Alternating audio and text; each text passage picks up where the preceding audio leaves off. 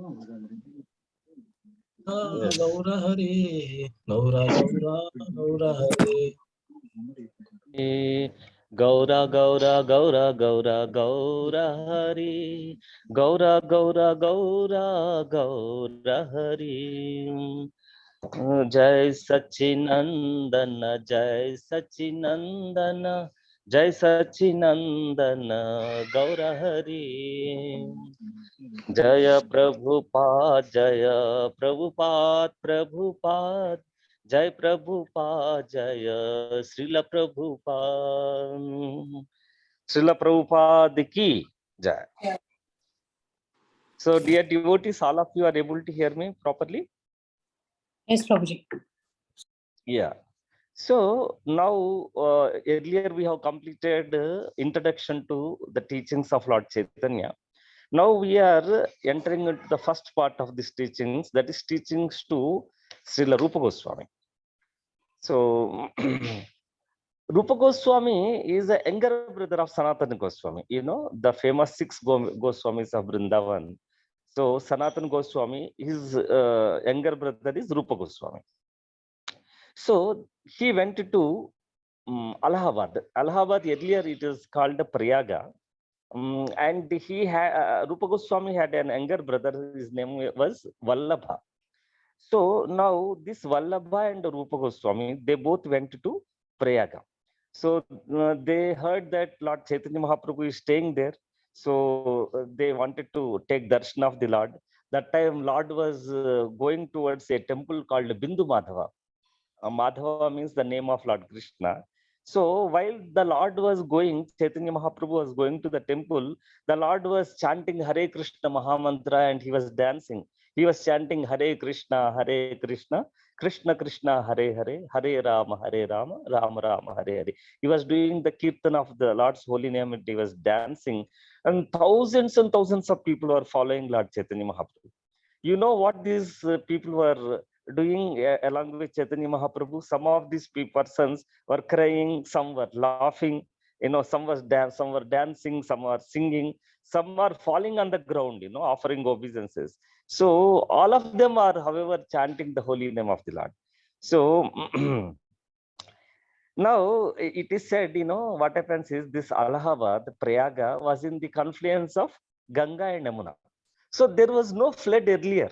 Although it is that city was situated on the banks of two rivers, Ganga and Yamuna, still the flooding had not earlier happened. But when Chaitanya Mahaprabhu came, he had flooded this city with another kind of flooding, that is the flood of love of Krishna. So it was over flooded by love of Krishna, you know.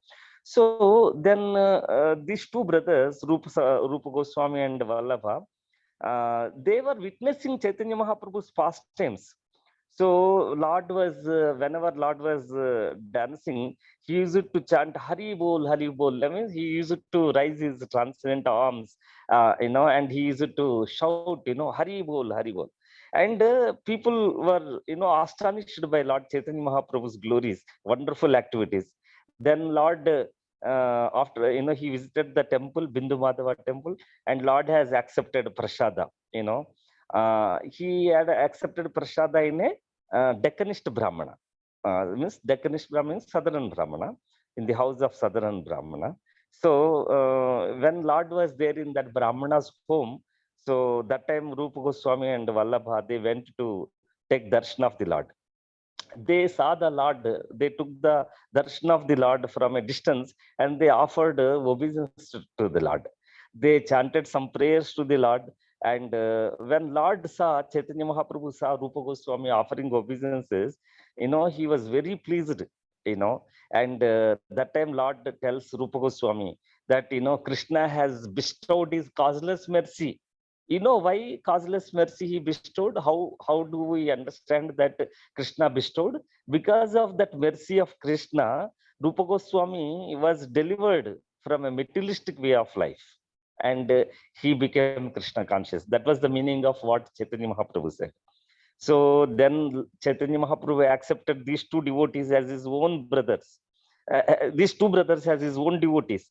And, you know, Lord has quoted one script, one verse from a Shastra, saying that even a Brahmana, he might have read all the four Vedas. Such Brahmana, Krishna may not accept that Brahmana as a devotee. But if the devotee is coming from a low family also, but if he is a pure devotee, Krishna, will accept him. So Krishna's acceptance of a living entity as a devotee is not based on birth. It is not based on high birth or low birth. Lord Krishna does not see these considerations. One who has love for Krishna, one who serves Krishna, Krishna accepts such a person, irrespective of birth or any other material considerations. So Lord has accepted, embraced these two brothers, and Chaitanya Mahaprabhu showed so much mercy on them that he touched their head with his transcendental lotus feet. That way the Lord blessed both the brothers, and both the brothers have offered wonderful prayers to Lord Chaitanya Mahaprabhu. So they prayed that, "Oh Lord, you are Krishna himself, but you have assumed the fair complexion as a golden complexion, as Gauranga, and you are the most magnificent incarnation of Krishna because you are distributing love of Krishna." So, Rupa Goswami has, mentioned, "Yo agnana mattam bhuvanam dayalur ullaghayanapi akarod pramatam," means yo agnana matam, those who are drowned in ignorance, and to such persons Lord has given the highest gift. The Lord has delivered them from ignorance and bestowed them the highest gift of love of Krishna. Swaprema sampat sudayadbhuteham Sri Krishna Chaitanyam amum prapadye. So to that Lord Chaitanya Mahaprabhu, I offer my respectful obeisances, because the Lord has bestowed the highest gift by removing the ignorance from the fallen conditioned souls. So in this way, after praying, the Vallabha Bhatta, he invited the Lord to go on the other side of the Ganges. The Lord went there, and from that time onwards, Rupa Goswami used to accompany the Lord.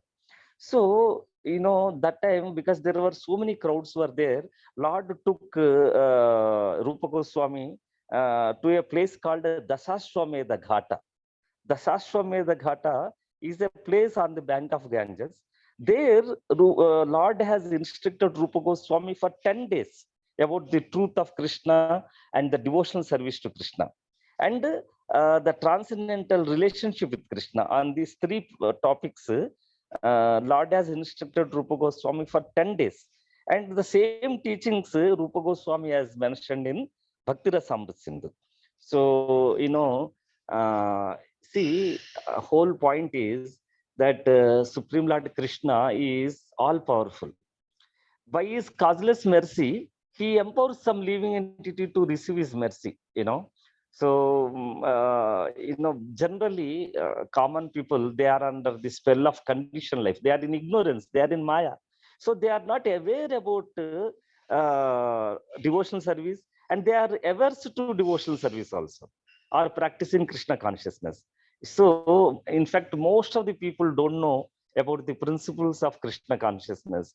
Principles of Krishna consciousness means, as earlier I have said, about our eternal relationship with Krishna, the Supreme Personality of Godhead, and the ultimate goal of life, that is to attain love of Krishna. The common people are not at all aware of this, and they are averse to these teachings. So what is the ultimate goal of life? Is to return back home, back to Godhead, and attain love of Krishna. So they are not aware, and they are not even aware about the process by which how one can return to the spiritual world. So these important subject matters are not are not known to the conditioned souls. So Lord Chaitanya Mahaprabhu, because he is most merciful, he instructed Rupa Goswami about all this, so that Rupa Goswami can disseminate these principles and this knowledge of Krishna consciousness. So that's why when the same knowledge, when Rupa Goswami has written in a book called Bhakti Rasamrita Sindhu. So there, in the beginning, Rupa Goswami writes, hridiyasya preranaya pravartito aham varakarupopi. Means he says that I am inspired by the Lord to write a book. Tasya harer padakamalam vande Chaitanya devasya. So he is saying that I offer my respectful obeisances to the lotus feet of Lord Chaitanya Deva. But why? Because of his inspiration, I wrote a book on devotional service. So so Chaitanya Mahaprabhu, what he instructs Rupa Goswami is that, my dear Rupa, this science of devotional service is like a big ocean, and it is not possible to describe, it is not possible to show you the entire oceans, all the length and breadth of this big ocean, you know. So what I will do is I will tell the nature of this ocean by taking one drop of this ocean out of it, and then you can then taste it and understand the nature of this ocean of devotion service. He says that he will describe only about a drop of this ocean of devotional service. Then the Lord says, in this Brahmanda, in this universe, there are innumerable living entities. They are transmigrating from one planet to other planet. They are transmigrating from one species to other species. Like, what does it mean? Like, somebody is born in one country, next life he is born in another country, next life he is born in another country. One life he is a human being, next life the soul in this human body, it may go into animal body, from the animal body it may go to bird body. So there are innumerable species of life, innumerable planets are there. One may be born on earth planet, then he may be transmigrating in the next life to heavenly planets, or he may be falling down to the lower planetary system. So this kind of movement is happening from planet to planet, or one species to other species, in every life. They are millions of lifetimes, they are moving in different species. So in every life, the soul is engaged in material body. These material bodies are temporary. That means when the soul enters into the material body, that is called birth. And when the soul leaves this, exits the material body, it is death. So birth and death are the two punishments which the soul experiences in because of ignorance. So such engagement in material, existence, it has been, how long it is continuing? It is continuing from time immemorial, you know. So, but then what is this soul? Why the soul is transmigrating? What is nature of this soul? The soul is atomic part and parcel of the Supreme Lord, you know. Mame vamse jiva loke jiva bhuta sanatana. So what is the size of this soul? Srimad Bhagavatam, it says, if you take the tip of a hair, you take the tip of your hair and divide it into 100 units, and each unit again you divide into 100 units. So that part, soul is of that size. Means 1 by 10,000th part of the tip of the hair, that much small is the size of the individual soul. But still, individual soul is having that much size, although it may be small for us, but it is having that much size. But it is because it is so small, it is not visible, but it is there. So this knowledge is mentioned in Svetaswara Upanishad also. So that's why there is, out of the four Kumaras, Sanandana Kumara, he prays to the Lord, that, oh dear Lord, if living entities are not infinitesimal, otherwise each minute spark will be all pervading. And if it is all pervading, it will not be controlled by a higher force, right? So if the living entities are accepted as a minute part and parcel of the Supreme Lord, then he automatically becomes controlled by supreme energy. So such control by the supreme energy is in the actual constitutional position, and if he remains in that position, he can attain full freedom. So that's why, if one wrongly considers himself to be equal to supreme personality of Godhead, then he is contaminated by the doctrine of non-duality, and his efforts in in spiritual life becomes vain. So please, dear devotees, please understand this. Living in the soul and the super soul, the supreme personality of Godhead, they have both have same nature. Soul is Satchidananda and Supreme Lord is Satchidananda. That is nature, quality is same. But in terms of quantity, Supreme Lord is infinitely existing. He is all pervading. He is having infinite knowledge. He is infinitely powerful. But whereas the living entity, individual soul, is not all pervading. It is infinitesimal. It is not infinite. It is infinitesimal spark. So we should know this nature of the spirit soul. We should not think that, oh, I am Brahman and Supreme Lord is Brahman, therefore I am equal to God. It is not like that. Quality is same, but quantity is not same. So if you take the drop of ocean is salty and the ocean is salty. So saltiness is same, the quality is same, but the amount of salt in the drop is very small, and the amount of salt in the entire ocean is very large. So that quantity difference is always there. Therefore, living entity is not equal to the Supreme Lord at any point of time. So that's why the doctrine of non-duality will not always hold, because of this quantity difference. So then Chaitanya Mahaprabhu, he explained the teachings of Srimad Bhagavatam. So he says that there are two type of living entities. One is eternally liberated and other is eternally conditioned. Dear devotees, please understand this point. Eternally conditioned means what? From time immemorial, that soul, eternally conditioned soul, from time immemorial is conditioned by ignorance. What do you mean by condition and liberation? Dear devotees, please understand this. If one is in Krishna consciousness, is always in consciousness about Krishna, one is constantly serving Krishna, he is eternally liberated. But the moment he forgets Krishna, he is conditioned. One serves Krishna, he is liberated. One does not serve Krishna, he is conditioned. So there are two types of living entities. One is eternally liberated and other is eternally conditioned. Now, again, this eternally conditioned souls, living entities are two types. One is Stavara and other is Jangama. Stavara means that living entity is fixed in one place, like trees are like that. Trees, hills, these are all like, they are fixed in one position. So, they are non-moving entities. And then those which move, like birds and bees, they are called Jangama, moving entities. And those who are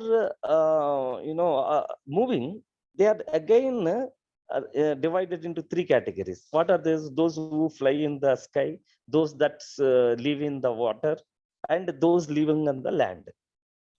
So out of millions and trillions of living entities who are existing on the land, human beings, they are only a small portion. And out of this small number of human beings, most of them are totally ignorant about spiritual life. They are not clean in their habit, and they don't have faith on the existence of the Almighty God. you know so such people, live like animals only. So now when we take out these, then other people, remaining people, are civilized life. They lead a civilized life. So very few human beings, they believe in the scripture and existence of God, or for that matter, a proper behavior. Such people who know the proper behavior, they know Aryas. They are called Aryas. You know. So out of those who believe in the scriptures and existence of God, again there are two people are there, categories are there. One is righteous and other is unrighteous. So those who are righteous, they do what? They do yagnas, they do fruitful activities because they want to get some good result for sense gratification.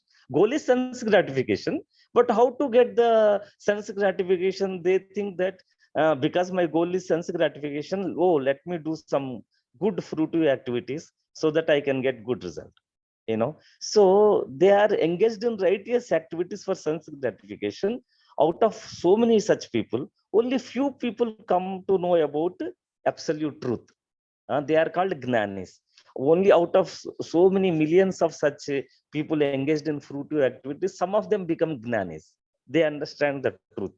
you know Out of many thousands of such gnanis, empirical philosophers, only handful of people attain liberation. One he is liberated, he understands that I am not composed of material elements. I am not this material body. I am not this material body composed of earth, water, fire, air, and ether. I am a spirit soul. This understanding, I am a spirit soul and I am different from the material body or matter. I am spirit and not matter. That understanding only few people get. Only few such people are liberated. And out of such liberated people, one who understands his constitutional position as an eternal servant of Krishna are still very small number of people are there. You know, so such liberated souls, they engage with faith and devotion in service of Krishna, and they are called Krishna Bhaktas, or they are called Krishna conscious people. So this Krishna Bhaktas, let us talk what is their nature, what is their qualities. So these Krishna Bhaktas, they are free from all material desires. You know, so just by theoretically understanding, I am liberated. Like living entity is not this material body. Just by knowing that he may be technically liberated, theoretically, but still he may be having desires. You know, so the main desire is to become one with Supreme Personality of Godhead. They want to attain Sayuja Mukti. So such persons are very attached to Vedic rituals, performing the ritual duties, and then even some of them become free from material enjoyment, the desire for material enjoyment. Still, they want to merge in the existence of Almighty God. And some of them want to attain mystic powers like yogis. So as long as these desires are there, and bhukti, mukti, siddhi, there are three things. Bhukti means material desires, mukti means desire for liberation, and siddhi means desire for yogic powers. Dear devotees, please understand three desires. One is bhukti, other is mukti, and other is siddhi. Bhukti means all kind of material desires. Oh, I have more wealth. I want to enjoy more women. I want to attain heavenly planets to enjoy more sense gratification. These are all bhukti. And mukti means they have the desire for attaining liberations. And siddhi means they have desire for mystic powers. Like, mystic powers means ashta siddhis, anima, garima, lagima. I'll tell you later. To attain mystic power, which common people do not have. So they want to attract common people by exhibiting their mystic powers. So these three things, these are all like material desires. So as long as these desires are there in the heart, he cannot understand the nature of pure Krishna Bhakti. To understand Krishna Bhakti, one should become free from these desires, So one is agitated by such desires, he is not peaceful in his mind. So since Krishna's devotees, they do not desire anything material, they are very peaceful. They are very peaceful. That's why Srimad Bhagavatam says, Muktanam api siddhanam. Muktanam api siddhanam. Those, out of those who are liberated and attain perfection, Narayana Parayanaha. Those who have become attached to the service of Lord Narayana or Krishna, Sudurlabha Prasantatma. Those who are very peaceful and attached to the service of Lord Narayana Krishna, they are very rare. Sudurlabha means very rare. Kotiswapi Mahamune. There may be one out of koti, out of crores of people or millions of people, one person may be very peaceful and attached to the service of Krishna. So that is what Lord Chaitanya Mahaprabhu says. Out of thousands and millions of people who are wandering in this material world, one who gets the mercy of Guru and Krishna and the Guru means spiritual master, they get the seed of bhakti, seed of devotional service. And those who get such seed are very rare and very fortunate. So normally religious people means they worship various demigods in various temples. But by chance, such person, even without his knowledge, he offers obeisances to Lord Vishnu or receives favor of a Vaishnava, the Vishnu Bhakta. Then at that time, he acquires an asset necessary to attain Krishna Bhakti or necessary to attain the necessary to attain Krishna Bhakti or approach the Supreme Lord. So this you can understand from life of great sage Narada.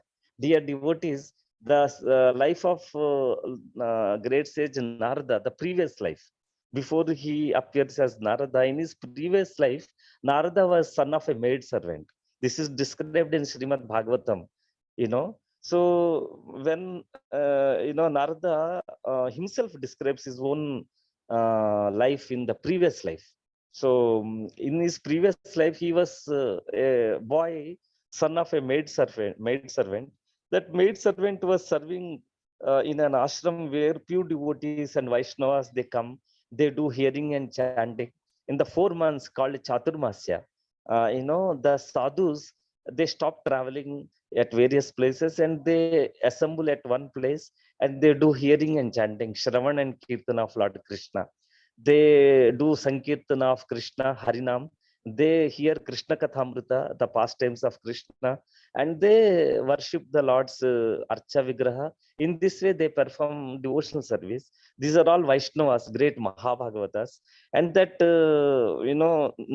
Narada in his earlier life as a son of maid servant, he used to, serve these Vaishnavas.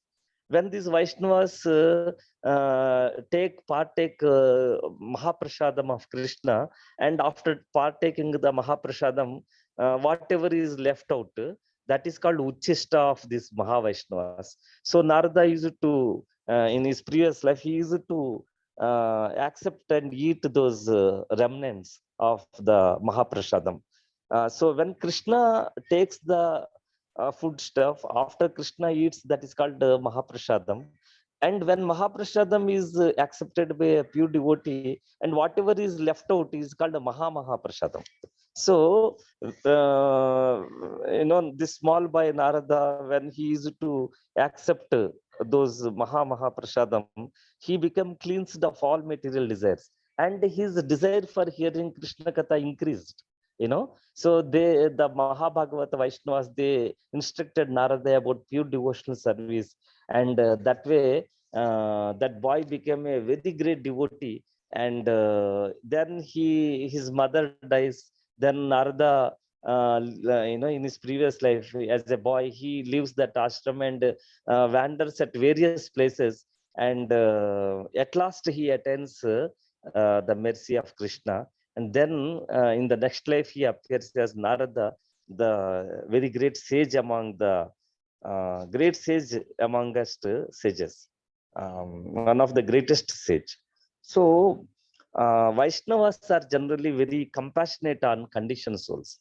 A Vaishnava, even a devotee, without even being invited, sometimes the devotees go door to door to enlighten the people and bring them out of ignorance and bring them to the knowledge of their relationship with Krishna and knowledge of their relationship with Krishna as an eternal servant of Krishna. Such devotees are empowered by Krishna to preach Krishna consciousness. So they are called authorized spiritual masters. It is by their mercy, by the mercy of a guru or the spiritual master, a conditioned soul gets a seed of devotional service. So how one can know one has got mercy of Krishna, dear devotees? How do we know that one has got mercy of Krishna?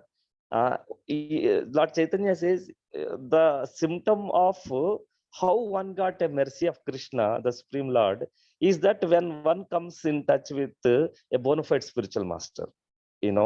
So by the mercy of spiritual master, one can attain the mercy of Krishna, and by the mercy of Krishna, the Supreme Lord, one attains the mercy of Guru, that is the spiritual master. So by the combined mercy of Guru and Krishna, one receives the seed of bhakti, seed of devotional service. So now, how this seed, what will happen after receiving the seed? Dear devotees, please hear very carefully what Lord Chaitanya teaches. Now, Lord Chaitanya says, after receiving the seed, one has to sow the seed in the field of his heart. How generally a gardener sows the seed of a valuable tree. He, we, if we get mango seeds, what we do, we sow it in the land, no? Then after sowing on the in the land, what we do, tell me, what do we do? How do we grow, cultivate? We start watering. We start, what do we do? We start watering. What is this watering now? Shravanam and Kirtanam means hearing and chanting about Lord Krishna's holy name, or Krishna Katha, Krishna's pastimes, hearing and chanting about Krishna's glories. This is called Shravan and Kirtan. This Shravan and Kirtan is actually the watering. This is compared to watering. When you take the seed, you sow it in the land, and after that you start putting water, then it will, the plant will grow and it will become a tree, right? So similarly, when Guru and Krishna, by their mercy, they give the Bhaktilata bij. Bhaktilata bij means the seed of devotional service. Then that will, devotee should sow it in the heart, in the field of his heart. And then after sowing the seed, one has to water it in the form of hearing and chanting, you know. So when this plant of devotional service sprouts from the seed of devotional service, it begins to grow freely. When it grows fully grown, no, it surpasses the length and breadth of this universe. And then what happens after crossing this universe? What will happen? It will enter into the transcendental sphere, where Brahmajyoti is there. Then even this plant even penetrates Brahmajyoti, and then gradually it enters into Golok Vrindavan. And after entering in the Golok Vrindavan, the plant takes shelter at the lotus feet of Krishna, and this is the ultimate goal. After attaining the lotus feet of Krishna, this plant starts producing the fruit. And what is that fruit, dear devotees? That is the fruit of love of Krishna, love of Godhead. So, therefore, this transcendental gardener, who is the transcendental gardener? Krishna Bhakta. So he has to pour water on the plant daily, by hearing and chanting. But if the water is not poured, what will happen? Dear devotees, think, if water is not poured on the plant, what will happen? The plant will dry up, no? Similarly, if this transcendental gardener, Krishna Bhakta, if he doesn't do hearing and chanting, that hearing and chanting is watering. If he doesn't do watering, that means he is not doing hearing and chanting daily. There is every chance that the plant will dry up. So, from this teaching of Chaitanya, we must understand that it is our duty to do watering of the Bhakti Lata. Bhakti Lata. What is that watering? We have to daily hear Krishna Katha. We have to daily hear Srimad Bhagavatam, or daily we have to read Prabhupada books like Bhagavad Gita, Srimad Bhagavatam, Chaitanya Charitamrita, and Bhakti Rasamrita Sindhu. Prabhupada says that if we hear and chant these four books, we can get adequate knowledge of Krishna consciousness. So Bhagavad Gita, Srimad Bhagavatam, Chaitanya Charitamrita, and Bhakti Rasamrita Sindhu, nectar of devotion. That is. So then Lord Chaitanya is explaining further what are the dangers encountered while we are cultivating this Bhakti Lata, the plant of devotional service. The plant has grown up. Let us say the plant has grown up. Then what can destroy the plant? An animal can come and eat it, and if the animal eats the green leaves, the plant will die, no? But the most important thing, most dangerous one, is mad elephant. If a mad elephant enter into the garden, then it can create havoc. It can create a tremendous damage to the plant, right? So what is this mad elephant? That mad elephant is Vaishnava Aparadha. Vaishnava Aparadha means offenses to the lotus feet of a pure devotee. Offenses to the feet of a pure devotee is a mad elephant offense. Mad elephant offense. That is Vaishnava Aparadha. So a mad elephant enters into a garden, it can destroy the plants there. So one has to be very careful, and one has to defend and protect this plant of bhakti. How does he take care? By not committing offenses, by not committing offense, especially the offense to a pure devotee. So then when we talk about offenses, there are 10 principal offenses are there. which can be committed against the holy name of the Lord. Now, what is the holy name of the Lord? What we should chant? Hare Krishna, Krishna Krishna, Hare, Hare Rama, Rama Rama, Hare Hare. This is the holy name we should chant. But there are 10 offenses which one can commit against the holy name. One must know those 10 offenses. The devotee must be very careful not to commit these 10 offenses. If especially the first offense is mad elephant offense. So if that is committed, a mad elephant can destroy a plant, right? Similarly, this Vaishnava Prada can destroy the plant of bhakti completely. So one has to be very careful. So what is the first offense? Is out of 10 offenses, the first offense is to blaspheme a great devotee, who is trying to spread the glories of the holy name of Krishna throughout the world. See, Krishna and Krishna's holy name are non-different. Abhinnatvam namo naminaha. So by chanting Krishna's holy name, we are associating with Krishna directly. So somebody who is spreading the holy name of Krishna is very beloved to Krishna, right? So Krishna will not tolerate any offenses against such pure devotee. So if somebody is committing offenses against a pure devotee, Krishna does not tolerate. So that's why a living entity will lose his devotional service, So there are many examples of Vaishnava Aparadha in the Shastras, dear devotees. One must know those Vaishnava Aparadhas. And I just wanted to, tell you, kindly listen one story, one pastime of Lord Chaitanya. Here, once Lord Chaitanya was distributing love of Krishna to everybody.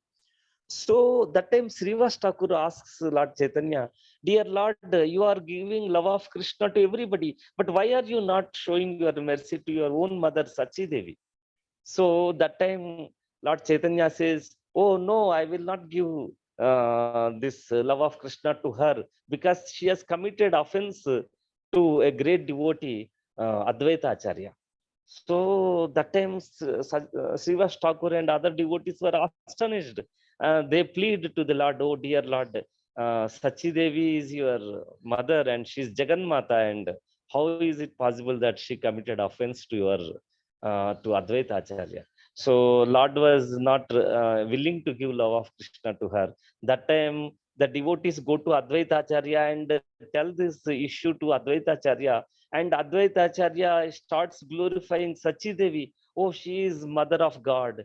She is most worshipable, and simply by taking her name, all distress will go away. In this way, Advaita Acharya starts glorifying Mother Sachi Devi, and by glorifying her, he gets ecstasy, and in that ecstasy, he falls unconscious, and he falls down unconscious on the ground. So that time Sachi Devi comes and she accepts the dust of his lotus feet on her head. And seeing this, Gauranga Mahaprabhu smiles and says that, oh, now you are freed from Vaishnava Aparadha. And that time, that time Lord bestows her love of Krishna. So in this pastime, what was the offense Sachi Devi has committed against Advaita Acharya? Dear devotees, it is described that when Sachi Devi's husband was Jagannath Mishra, and Sachi Devi's first son's name is Vishwarupa, and second son's name is Vishwambhara. So Vishwambhara is Gauranga Mahaprabhu only, is Chaitanya Mahaprabhu. So that time when Vishwarupa was there, that time he used to go every time to the house of Advaita Acharya. So Advaita Acharya used to teach Krishna consciousness from Bhagavad Gita, Srimad Bhagavatam to various devotees. So that time Vishwarupa used to go and sit in that classes. And after hearing Krishna's glories and the glory of Krishna Bhakti, he become detached from the material existence and material pleasures. So he decides to take sannyas, and after taking sannyas, he leaves the home and goes away. So that time Sachi Devi cries so much, oh, I lost my first son. Then afterwards, her husband also disappears and goes back to Godhead. So she loses her first son and she lost her husband also. So that time Vishwambara, Gauranga Mahaprabhu was a small boy. So then after that, Gauranga Mahaprabhu also used to go to the classes of Advaita Acharya. So he used to attend the classes of Advaita Acharya, where Advaita Acharya used to describe the glory of Krishna Bhakti. So, seeing these Advaita Acharya's teachings, so Sachidevi is, she's scared that, oh, I have lost my first son. By hearing Advaita Acharya's lectures, he became, renounced and he left the home. Oh, my second son also may become renounced and leave the home. So I am a poor woman. I lost my husband. I lost my first son. What will happen if I lose my second son also? So in that mood, she says that, oh, everybody is calling him as Advaita, but I see him as Dvaita. Like that, she says. So because of that apparent offense, Chaitanya Mahaprabhu took it as an offense, and then he declines to give love of Krishna to his own mother. So in his Bhashya on Chaitanya Bhagavatam, Bhaktisiddhanta Saraswati Thakur, who is the spiritual master of Srila Prabhupada. So Bhaktisiddhanta Saraswati Thakur, in his Gaudiya Bhashya, he writes that Vaishnava Aparadha has not given up even Sachi Devi also. Vaishnava Aparadha was behind even Sachi Devi also. Even Sachi Devi was not able to escape from Vaishnava Aparadha. So how can we persons, we think that Vaishnava Aparadha is not important, So he says that even after hearing this pastime, if one is not serious about avoiding Vaishnava Aparadha, he may fall down from spiritual life. So he says that even if a Maha Bhagavata Vaishnava Uttamadhikari, even on the platform of Lord Shiva, Trishuladhari Shiva, even at that position, if he commits Vaishnava Aparadha, he can fall down. So he says that one should be very careful and not blaspheming a Vaishnava or not committing Vaishnava Aparadha. So, there are many pastimes, very many incidents of Vaishnava Aparadha, dear devotees. I will take up that once again later. There are different categories within the Vaishnava Aparadha also. So, Hanti Nindanti Nabhinandanti, Dveshti, Krodayati, No Harshati Darshanat. There are 6 type of Vaishnava Aparadhas are there. So, I will teach it once later on. So that the second offense is to deny that Lord Vishnu is the absolute truth. So in Lord Vishnu or Krishna, there is no difference between Krishna's holy name, Krishna's qualities, Krishna's form, and Krishna's pastimes. But if one sees a difference, then it is considered as a second offense. And Krishna is the supreme Lord, and nobody is equal to him or greater than him. So if one thinks that the name of demigods are equal to the names of Supreme Lord, and if one considers Supreme Lord and demigods are equal, then it is a second offense. So the third offense is to think that Guru is a common man. It is not like that. One should not disobey the orders of spiritual master. Disobeying the orders of the spiritual master is the third offense. So one should be very careful to execute the orders of the spiritual master. One should offer obeisances to the lotus feet of spiritual master and obey his orders. Disobeying the orders of spiritual master is the third offense. And dear devotees, gurus are of 2 types. One is a Siksha Guru and other is Diksha Guru. So Bilvamangal Thakur in his Krishna Karnamrita, he says that he is offering obeisances to all the 3, Vartma Pradasya Guru and Siksha Guru and Diksha Guru. So in this way, one should be careful to follow the instructions of the spiritual master. And fourth offense is to blaspheme the Vedic literatures. Like some transcendental literatures like Puranas, one should not blaspheme them. One should not criticize. Fifth offense is what is to consider the glories of this holy name to be exaggerations. Sometimes one thinks that, oh, there are so many glories are mentioned about holy name. Oh, these are all actually not a fact, but just to give increase the faith in our mind, or just to motivate us, they are telling all these glories. To think like that is offense. Actual fact is, whatever glories are mentioned in about the holy name, they are 100% true. They are completely true. So one should not think that they are just exaggerations. If one thinks like that, this is the fifth offense, you know. So then sixth offense is to concoct some perverted theories about the holy name. You know, one should not give some perverted theories. You know, one should describe the holy name exactly as per scriptures. You know, one should not deviate from scriptures. See, in Bhagavad Gita, Krishna says, Tasma Shastram Pramanam Te Karya Karya Vyavastito. Whatever you do, whatever you talk, you should do exactly from the scriptures, from the revealed scriptures. One should not concoct anything. You know, so concocting is the seventh offense. You know, concocting some perverted theory about the holy name, that is the sixth offense. Now seventh offense is to commit sinful activities on the strength of chanting the holy name of Krishna. See, holy name of Krishna can remove all the sins, you know. So knowing that, oh, holy name, chanting the holy name will remove the sins, so I will do one thing, I will commit sins and I will remove the sins by chanting. So that kind of mentality, that kind of thinking is the seventh offense, you know. And this offense is the it is one of the top offense, you know. It's a very severe offense. So this is the greatest offense, you know, to think like that.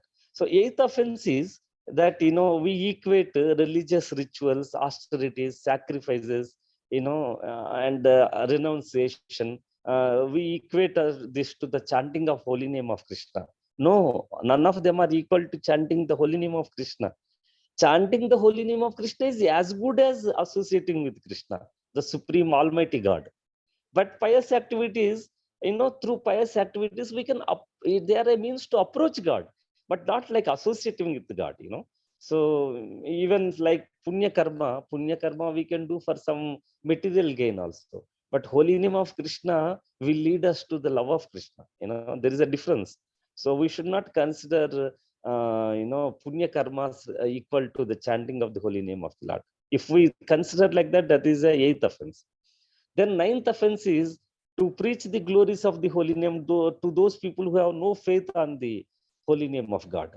You know, so we should not preach to those people who are not interested in hearing the glories of the holy name. You know, if we do that preaching, that kind of preaching, it is a ninth offense. But tenth offense is that we are hearing so much about the glories of the holy name, but still we are maintaining the material attachments. You know, so that is a tenth offense. So whole point is that we should not commit offenses. So we should chant the holy name without offenses. Then we can be elevated to liberated platform. So on the liberated platform, we have no material attachment. And but if somebody is chanting the holy name and still has material attachment, what does it mean, dear devotees? It means that he is committing some offenses. So, how do we overcome the offense? We should be very careful not to commit those offenses. And dear devotees, very important is that Chaitanya Mahaprabhu's shelter, or taking shelter of Chaitanya Mahaprabhu, is so important. Why so? Because we can become free from these offenses. So Sarvam Bhattacharya, who wrote Chaitanya Ashtottara Satanama Stotra, a prayers of Lord Chaitanya consisting of 108 names of Lord Chaitanya. At the end of his that stotra, that prayer, he says that those who recite these 108 names of Lord Chaitanya, they will become free from all offenses. So one should recite that prayer. By such prayers, one can become free from the 10 offenses. One should note these 10 offenses. One should be very careful not to commit these 10 offenses. So apart from these offenses, there are some other factors also which disturb bhakti. You know, along when we are watering to a plant, along with the plant, weeds also will grow. Is it not, dear devotees? When we are watering, plant will grow. Along with the plant, the weeds also will grow. So we have to be very careful. We should remove the weeds and do watering only to the main plant. So, weeds of material desires are like weeds. When we are doing hearing and chanting, along with Bhakti Lata, these material desires, weeds of material desires also will grow, you know. So how does it happen? Just I wanted to describe this, what Chaitanya Mahaprabhu teaches, is that he says that when one is advancing in Bhakti, na, so that time so many people will come to him and requesting that, oh, dear Swamiji, dear Prabhuji, I want to become your disciple, and I want to offer you some service. So, if one is attracted by a large number of sishyas or disciples, and this large number of disciples will give a lot of material conveniences, they will provide cars, they will provide so many material comforts, they will give so many donations, you know.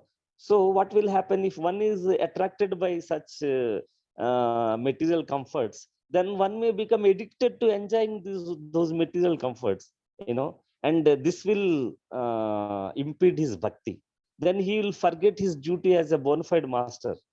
So, and then his bhakti will be impeded also.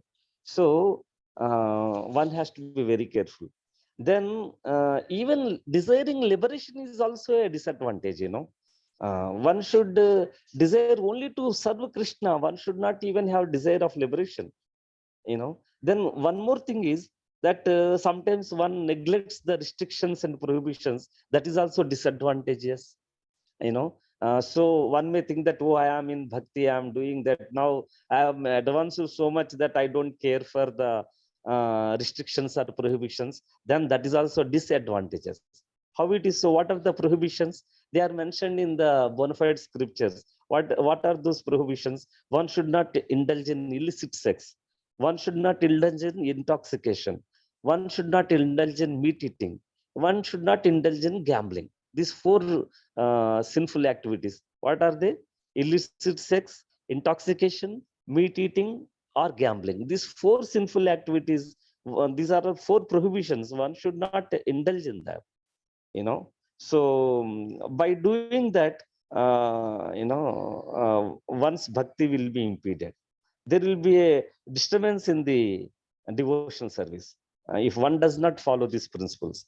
you know so one is not particularly careful, then the weeds will grow and hamper bhakti. So one should be very careful to take out those weeds, which are choking the bhakti lata. So, but however, if one is very careful to remove these unwanted plants, and then the plant of bhakti will grow very luxuriously, and it will reach the ultimate goal. What is the ultimate goal, dear devotees? That is Golok Vrindavan. Then, after reaching there, the devotee will relish the fruit. And what is that fruit? Love of Krishna.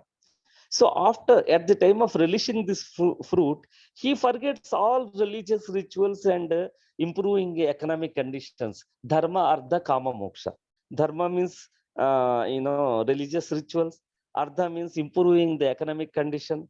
Kama means satisfying the senses. And moksha means to become one with the Supreme Lord. All these four things he will become, he will not be, he will no longer be interested in those four.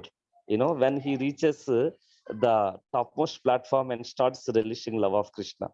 So, you know, uh, in this way, one should, understand how the Bhakti Lata will grow.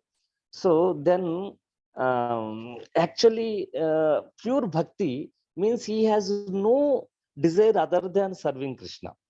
Means there is no scope for worshipping any demigod or any other form of Krishna. Or there is no scope for either karma or gnana. One should become free from all these contaminations. What is pure bhakti? Anyabhilashita sunyam gnana karma anavritam anukulyena krishnanusilanam bhakti uttama. In pure bhakti, karma and gnana, these are no longer there. And desire for fruitive activities. Karma means desire for fruitive activities, or gnana means empirical philosophy. So a pure devotee does not indulge in speculation or fruitive activities.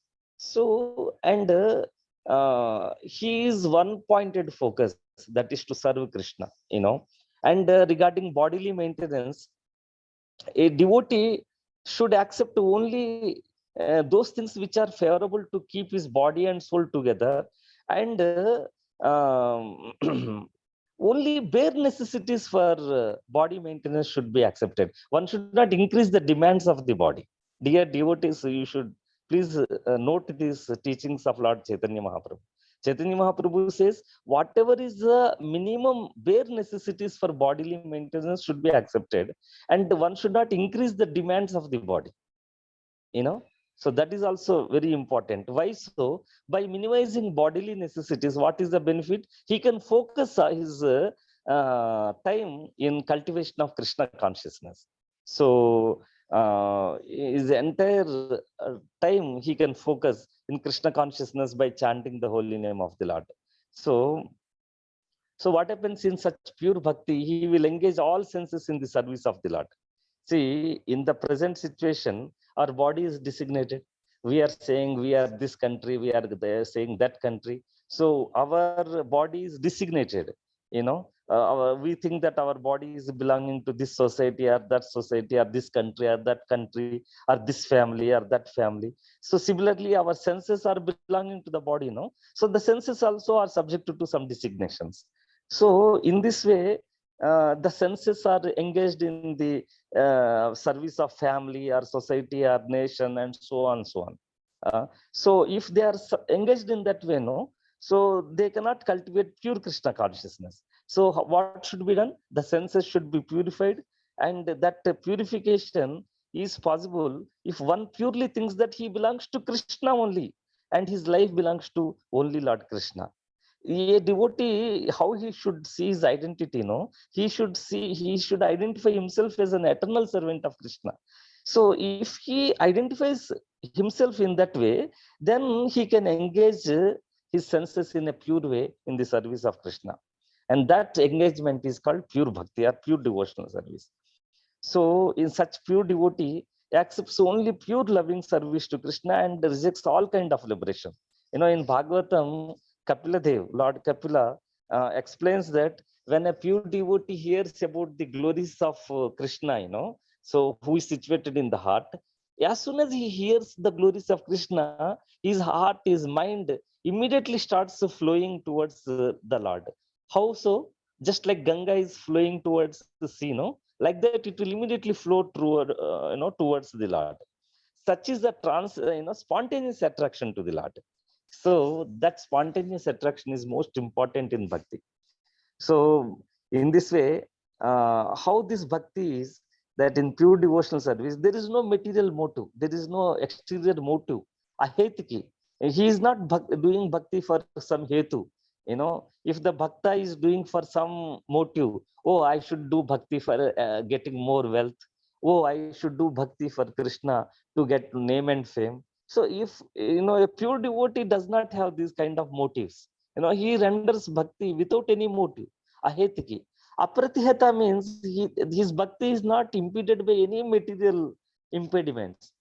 We say, no, Prabhuji, have you chanted your 16 rounds? Then if he says, no, Prabhuji, I have, today, no, I am very much busy with so many activities for my family and my business. So he is actually, his bhakti is impeded there. So that impeding of bhakti is because of ignorance. A pure bhakti is never impeded by any circumstance, even if his body is ill, even if he is ill, even though he is busy in so many activities, he does not fail to chant 16 rounds. So that way, bhakti should not be impeded by any material impediments. That is pure bhakti. Then a pure devotee does not desire any kind of liberation also. As I earlier told, there are 5 kind of liberations. Samipya means one is residing near to the Lord. Salokya means he is residing on the same planet of the Lord. Srashti means he is having same opulence as the Lord. And Sarupya means he is having the same form as the Lord. Sayujya means he is merging in the existence of the Lord. A devotee, even if he is awarded liberation, he will not accept. You know, So because he is so much absorbed in the transcendental loving service of the Lord, that he is so absorbed that he does not think anything beyond this loving service to the Lord. You know, sometimes the acharyas give as an example, a materialistic businessman, when he is doing business, no, he is so much absorbed in his business that he does not think anything other than his business. Like that, a pure devotee, when he is engaged in service of Krishna, loving service of Krishna, he does not think anything beyond that. He does not desire liberation. He does not desire yoga siddhis. He does not desire material pleasures. He does not desire anything other than serving Krishna, and his bhakti is not impeded, and he does not render bhakti for any kind of motive. These are the characteristics of pure bhakti, dear devotees. This is what Lord Chaitanya taught. And in this way, the bhakti, what are the three stages of bhakti, you know, then what are various categories of bhakti after attaining the love, and what are various subdivisions of the ecstasy of love of Krishna. These are all subjects which are very esoteric, and that is that topic I will take in the next session. So there are five rasas, are the relationships, the transcendental relationships with Krishna. That is Shanta rasa is there, then Dasya rasa is there, then Sakhya rasa is there, then Vatsalya rasa is there, and Madhurya rasa is there. So what are those rasas, and what kind of characteristics each rasa is having, that I will teach in the next session, dear devotees. So here I am concluding part one of the teachings of Lord Chaitanya to Rupa Goswami. Dear devotees, Chaitanya Mahaprabhu, as I narrated some past tense of Lord Chaitanya earlier, in his Balya Leela, Lord Chaitanya Mahaprabhu performed a wonderful pastimes. Like, he used to go on the bank of Ganga, and, he used to teach the Orthodox Brahmanas as they are bathing in Ganga. So sometimes the Mayapur, Navadip Dham, the young girls, they go to take a bath in Ganga, and that time they worship demigods, especially Shiva. Why? Why? So they want to attain a good husband in the future. So that time, Lord Chaitanya Mahaprabhu used to go along with his friends. When he was a boy, it is a Balya Leela. So Lord will go and sit in the midst of these girls, and Lord used to say to those girls, "Hey, if you worship me, I will give you good husbands. I will bless you that you will get good husbands." And he says, "You are worshiping Ganga Devi and Durga Devi, they are all my maid servants. What to speak of them? Even Lord Shiva is my servant." Lord Krishna Chaitanya Mahaprabhu tells like that. So then afterwards, Lord used to take sandalwood pulp, which the girls have brought for worshipping demigods. So he used to take that sandalwood pulp and smear on his own transcendental body. Then Lord used to take the flower garlands, put on his neck. Then whatever naivedya with sweets and other things, rice, bananas, whatever they brought for naivedya, without their permission, Lord used to take and he used to eat. So when the girls become angry, so because of this naughty behavior, then those girls used to scold Gauranga Mahaprabhu. They used to call Gauranga as Nimai. So, Nima, you are like our brother, in our village. So it is not good. It is not proper for you to do like this. Please do not disturb us like this. We are worshipping the demigods. Don't disturb us like that. So the Lord used to say, "Dear sisters, I will give you so many benedictions if you worship me. You will get very good husbands who are very handsome, learned, young, and wealthy. And each, not only that, with your husband, you will have 7 sons. They are all very great, intelligent, and long duration of life." So, so the girls used to feel very happy, but then internally, but externally they used to rebuke the Lord. They say, and then some of them used to run away. So then the Lord used to be very angry on them. The Lord used to say, if you are miserly and do not give me the offering, no, which you have brought, then I will curse you that you will get a old husband who is already married with 4 wives. So the girls used to feel that Gauranga Mahaprabhu has got some, mystic power. So then they used to come and, give their offerings to Gauranga Mahaprabhu and worship Gauranga. And then in that way, Gauranga Mahaprabhu used to eat all their offerings and then bless them to their satisfaction. When people heard all this naughty behavior of Nimai, they were not angry. They were used to take pleasure in Lord's mischievous activities. These are all like Lord Gaurang Mahaprabhu's, transcendental activities. So sometimes Lord Gaura used to sit on the broken water pots. Sachi Devi used to prepare the Naivedya, after cooking in pots, wood, earthen pots. So after offering bhoga to Lord Vishnu, then after taking out all the rice, then the left out parts used to be thrown nearby, and they used those parts were broken. So then they are like a piled like a garbage pit. So then when once Gauranga goes and sits on the that garbage pit, discarded parts. So that time Sachi Devi protests, my dear Nimai, what are you doing? They are all, those parts are not to be touched. You are now contaminated. You go and take bath in Ganga. So Gaura used to say, dear mother, you are telling this is pure and that is impure. This is all worldly sentiments. How then can be pure or impure? Anything which is offered to Lord Vishnu, this is eternally pure. You know that. So these parts were containing prasadam which was offered to Lord Vishnu. So that's why they are not impure. So this kind of absolute knowledge he used to teach his mother. But of course, Sachi Devi, Sachi Maya was in Vatsalya Ras. So she used to force Gaura to take bath in such cases also. So sometimes Sachi Mata used to lie down along with her child on the bed.